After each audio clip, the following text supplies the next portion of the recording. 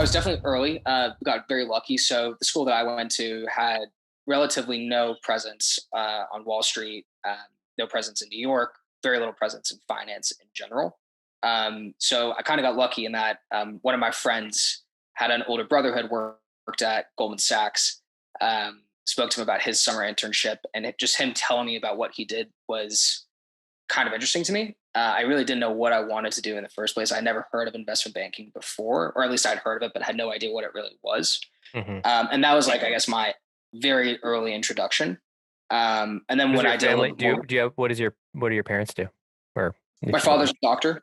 Uh-huh. Yeah, my father's a doctor, radiologist, and my mom just stayed at home and raised the kids. So really had no family members to help me figure out the path.